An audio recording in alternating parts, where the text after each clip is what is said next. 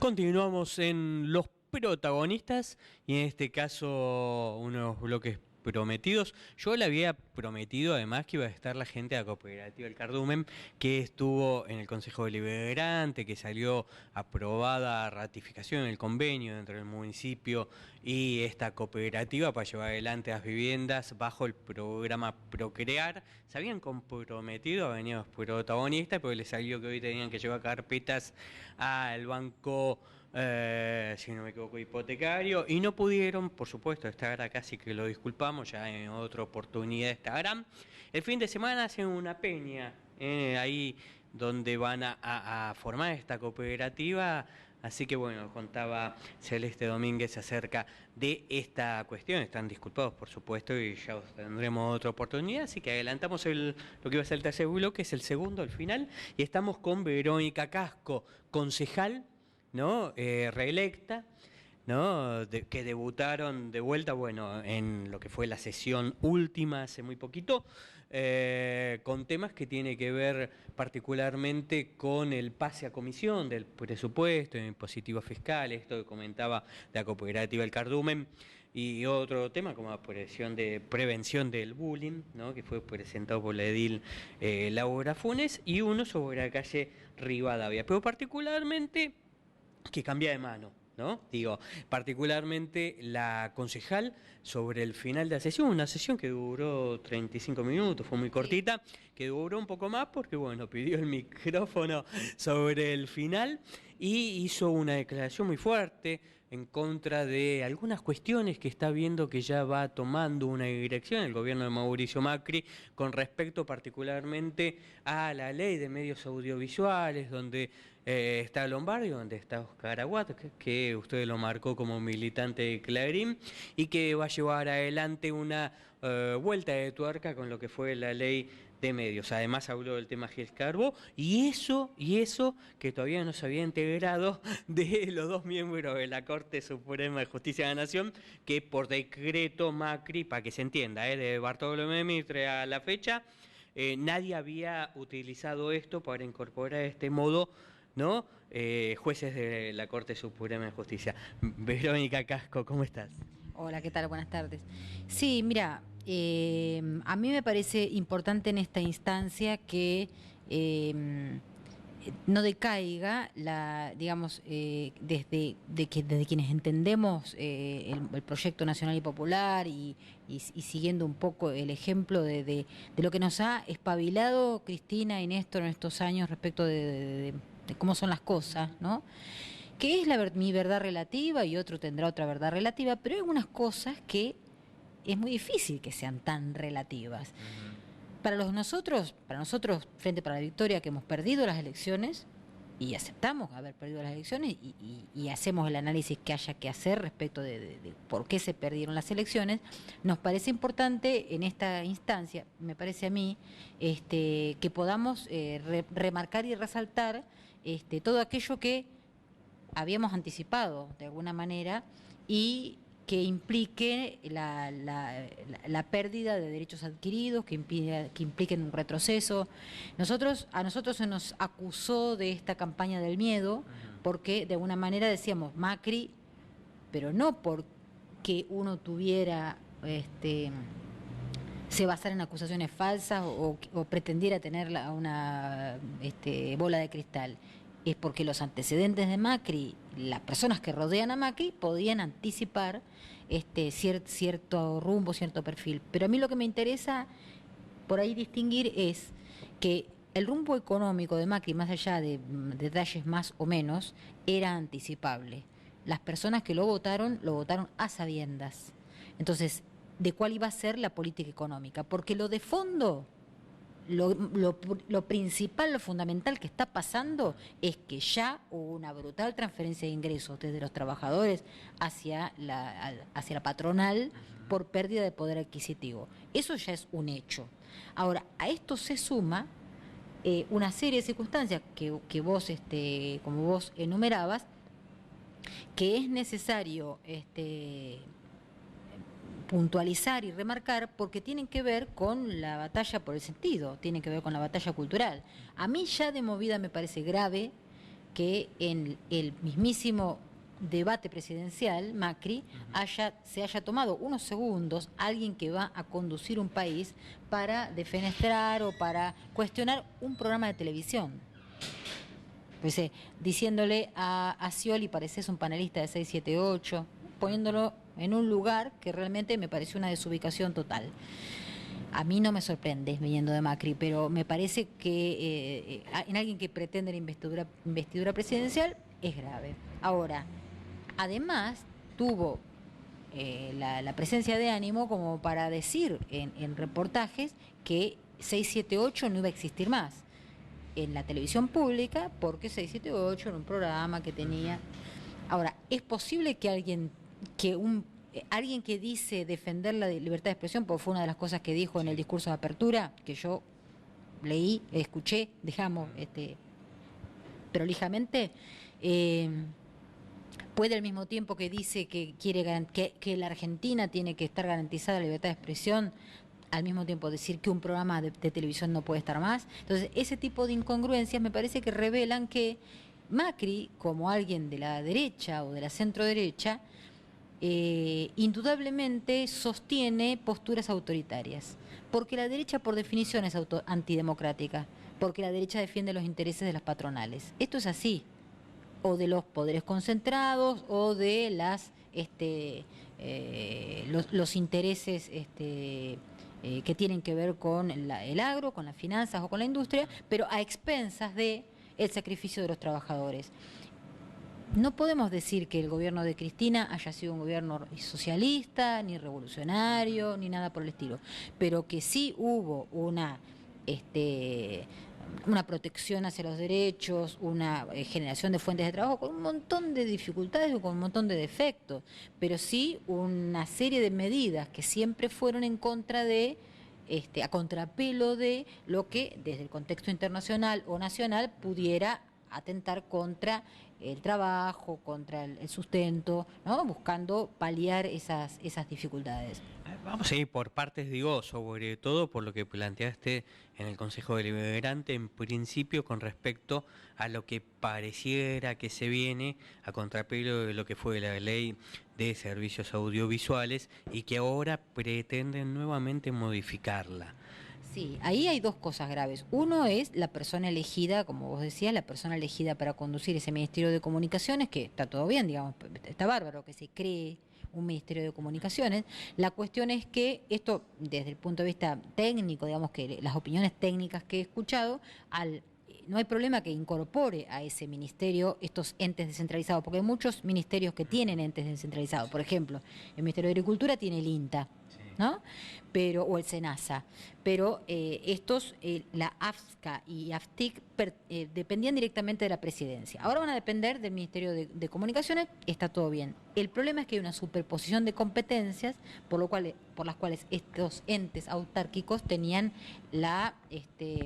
eran órganos de aplicación de la Ley de Servicios de Comunicación Audiovisual, y ahora lo va a hacer el Ministerio. Entonces ahí hay una superposición o una confusión conveniente quizás, ¿no? en las atribuciones, y a esto se suma el hecho de que Oscar Aguad ha dicho que la ley de medios, la ley de servicio de comunicación audiovisual vigente no va a subsistir. Yo me tomé el trabajo, porque sabía que se había aprobado con amplia mayoría, soy muy mala para recordar los números, me tomé el trabajo de refrescar el dato acerca de con qué porcentaje se votó en la Cámara de Diputados. Solamente hubo 3 abstenciones y 3 votos negativos, lo cual es prácticamente unanimidad en una ley sumamente compleja, larga, ¿no? Sin embargo, en su momento, 2009, ¿sí? Cuando habíamos perdido las elecciones en el 2008, estaba el Grupo A, ¿no es cierto? Toda esa movida. Esta oposición ha sido profundamente antidemocrática. Nunca han respetado las instituciones, ni las reglas de la política, ni nada por el estilo, pero desde el discurso, desde la defenestración. ¿Ellos no dicen que son la República? Por eso, ellos dicen que son la República. Por eso, los negros peronistas, populistas, siempre son los que se llevan puestas las instituciones, son los corruptos, pero son los que dan derechos, los que respetan, digamos.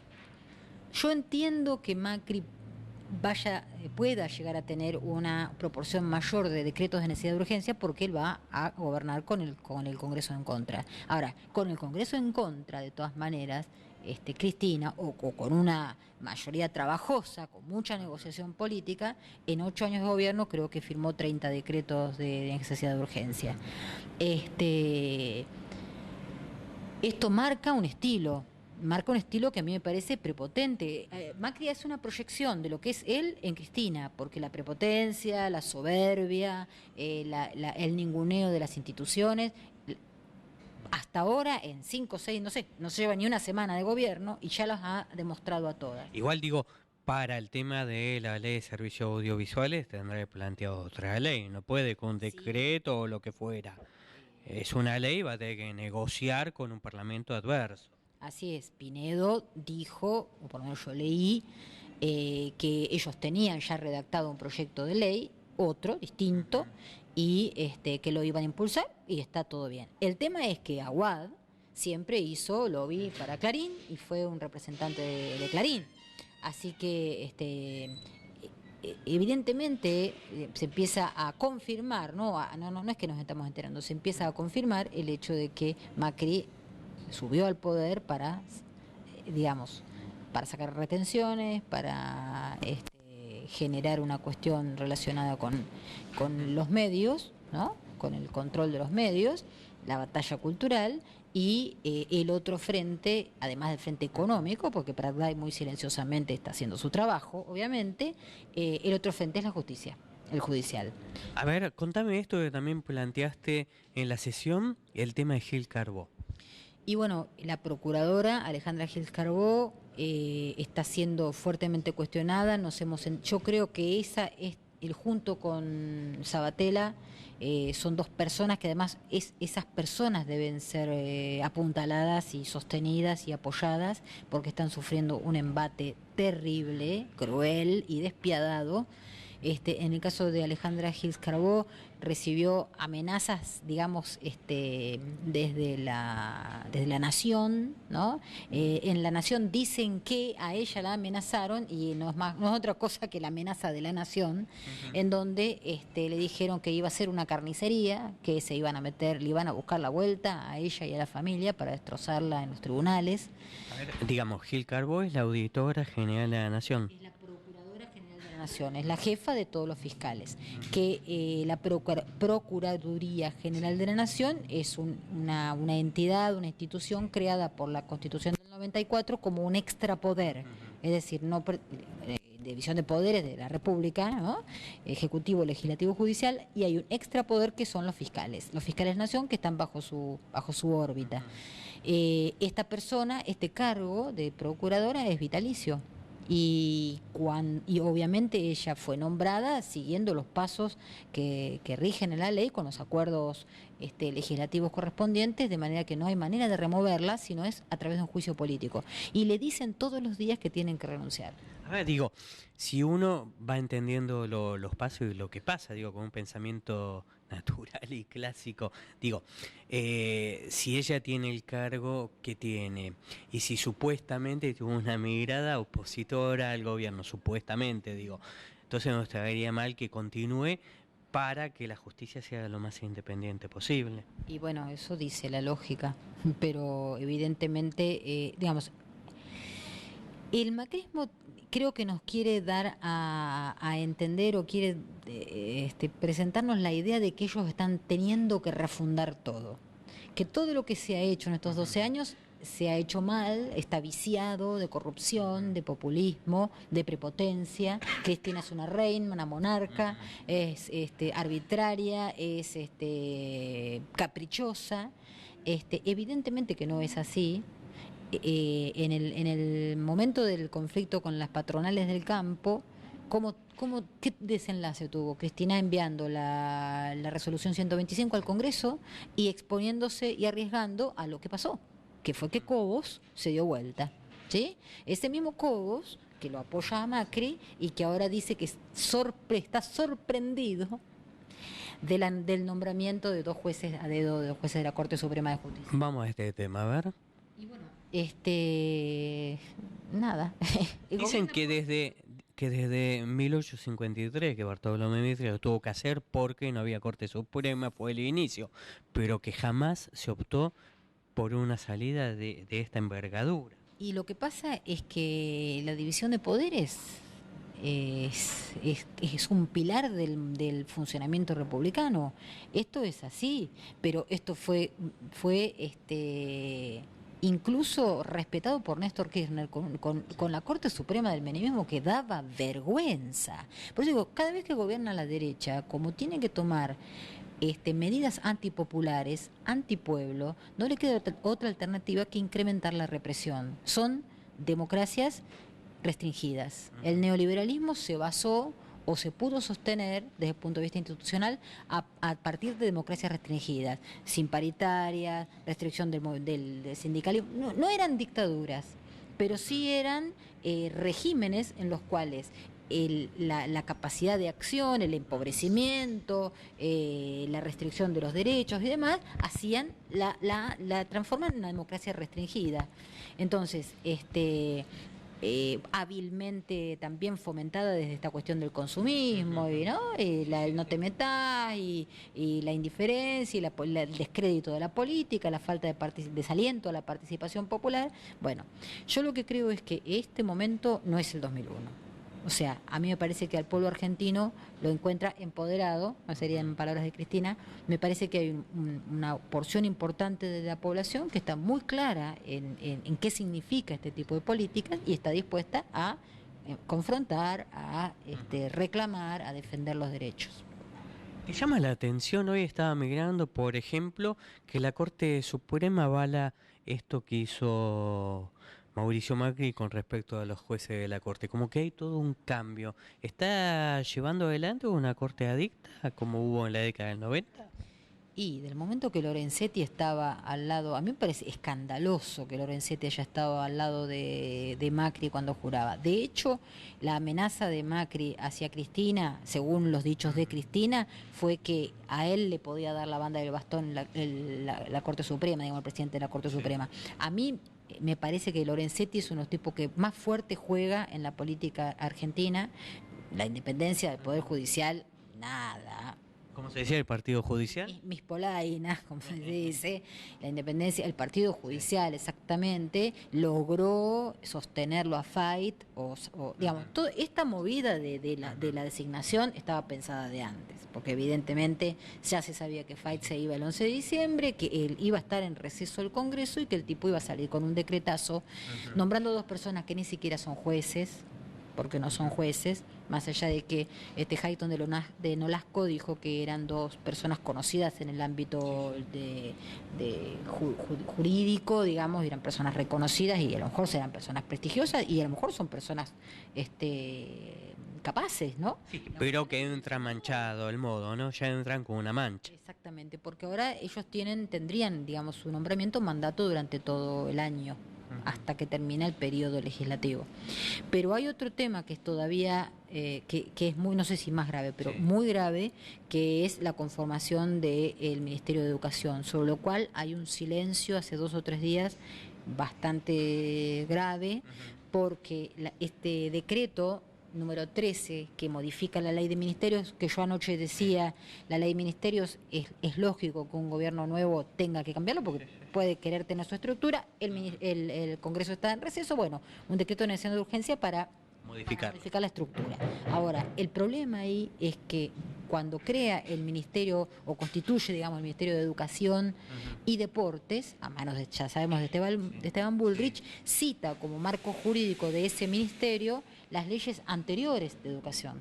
Se saltea las leyes de este periodo de gobierno kirchnerista, que son la Ley Nacional de Educación, que termina con la Ley Federal de Educación, que creó el polimodal y todo lo que ya sabemos, que terminó con las escuelas técnicas y que fijaba, y la otra que es la Ley de Financiamiento Educativo, que fija un 6% del PBI para financiar la educación y lo reduce con la otra ley al 3%.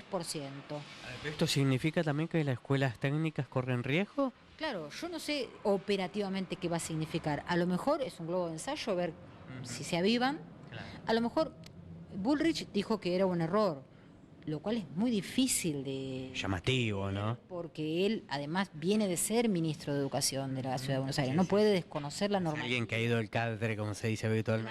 Claro, o que por ahí, bueno, puede la inexperiencia o algún desconocimiento, o de alguien que lo redactó, que puede haber desconocido. Él le dijo a los gremios que el lunes, o sea, ayer, se iba a rectificar. Yo no tengo ninguna novedad al respecto. Intenté averiguar y no tengo ninguna novedad. Él lo tenía que consultar con Prat Guy, pero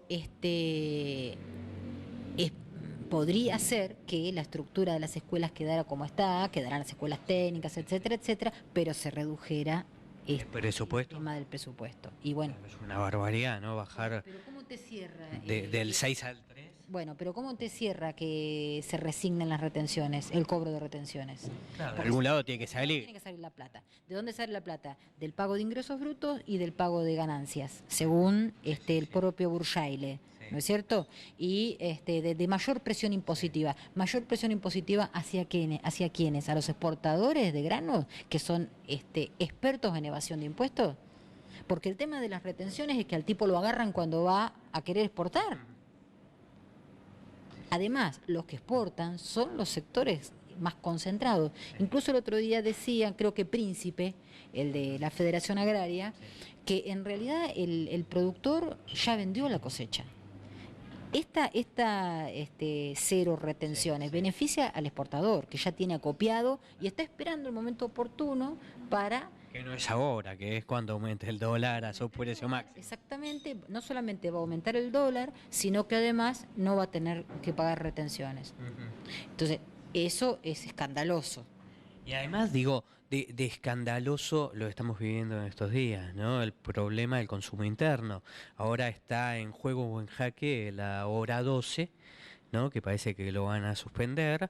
El tema de las retenciones, esto que estamos comentando, hace que los exportadores exporten lo máximo posible y entonces lo que quede aquí va a tener seguramente una suma de precio que ya lo estamos viviendo y que se puede multiplicar, ¿no? Sí, e incluso al punto de que no, digamos, no habiendo ley de abastecimiento, es decir, que no haya una porción de lo producido que sí o sí deba quedarse en el país, porque eso es lo que pasa con un país agroexportador, que tranquilamente te podés morir de hambre en un país productor o sea, ¿cuál fue el discurso de Macri en la Unión Industrial?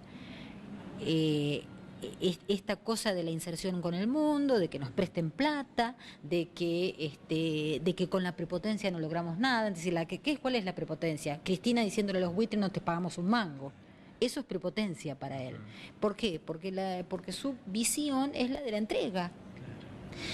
Es así, Bernardo. A mí me parece que y además, claro. Además un combo complejo. Estamos hablando que en enero se vendría la quita de subsidios y que no se sabe todavía cómo lo van a hacer, digo, para luz, gas.